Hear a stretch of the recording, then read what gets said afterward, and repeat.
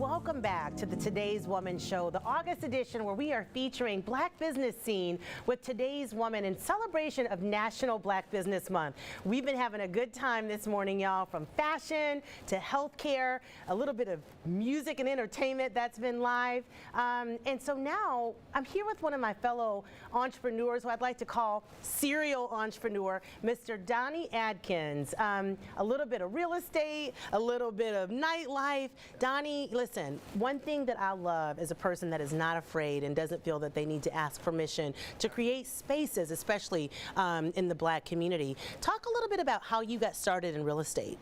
I got started in real estate about 8 years ago, and the story that I tell is basically like I didn't want to be made a fool of. And so we owned some property up in Indianapolis, and unfortunately, I was paying the rent, half of the rent, the other person was paying the other half of the rent, and I had to figure out a way of not to do that anymore. 8 years later, I don't do that anymore. Listen, take note, everyone, take note. Get your pens and pencils out.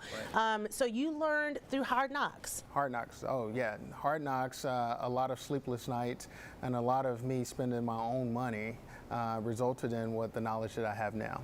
Awesome. Well, I will say that I have a great admiration and respect for those that get involved in real estate. And one of the reasons for that admiration, from a historic perspective, a lot of people do not know that Black bodies of men and women were monetized. Yes. It was something that was recognized by banks when slaveholders wanted to purchase buildings. So sometimes when I'm driving down cities and I'm going somewhere, I really do. I look at all the buildings and I wonder how many Black bodies were utilized to secure those buildings. So getting in real estate is not only fruitful for our community, but it's our responsibility. And so I'm really, really excited. So talk a little bit about some of the real estate that you own. So of course, a lot of folks know me as owning Joe's Palm Room, Club Cedar, but what they don't know is we own about 40-ish pieces of land, the real estate around the city also.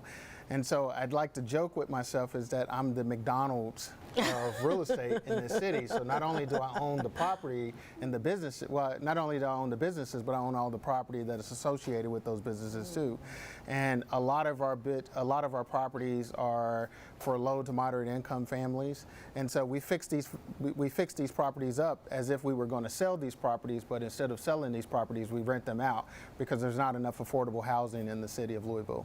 Gosh, wow, that's a nugget. I did not know that. Oh, yeah. And what a great way to coin yourself. So let's talk about Joe's Palm Room. Yes. Because that's a big one. I mean, that's a historic site that is a legend here in Louisville. And I know that there have been a lot of people that have just been so happy. I know that you all recently purchased it from another group of Black business owners. Yes. But keeping it in Black hands is important. Absolutely. But I also know that this is no easy feat being in that industry. So talk a little bit about what that means to have Joe's Palm Room, even some of the challenges that you all are facing and what's to look ahead. Yeah, so a lot of people, when we first purchased Joe's, they think, you know, we're going to get paid just off the name itself. And unfortunately, a lot of folks don't understand that the hard work that comes behind that. And so not only the hard work between just pricing drinks, making sure the food is quality, just something as simple as keeping the floor clean. There are unfortunately, a lot of people who want to be involved in something like this, and sometimes it's just not enough money to pay people. So you may find me at Joe's at any time sweeping or cleaning the bathrooms or, you know, taking out trash just because that's just the nature of the beast sometimes. Well, I'll tell you what, if there's nothing else that I know, you all will simply be successful because you've got a servant leader mentality. And one thing that is really important, and I understand as an entrepreneur, if you're not willing to do the jobs of the least of them, the chances of you doing the bigger jobs later may not happen because you may not be around in order to do it. And so right now Joe's has been secured. You all are working and you're rebuilding. Talk a little bit about the history with Joe's. Yeah, so Joe Hammond purchased Joe's back in 1958, and so less known Black history fact is it was not always Joe's Palm Room. It used to be called Dave's Palm Room. Oh, wow. And so it went from Dave's Palm Room to Joe's Palm Room.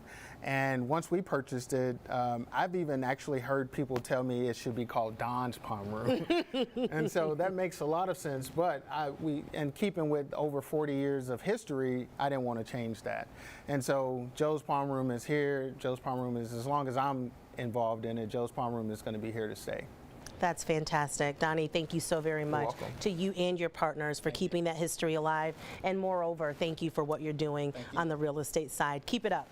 When we come back, a little more bourbon, a little more celebration of Black Business Month with 2 more entrepreneurs that I'm really, really excited for you to meet. Stay tuned.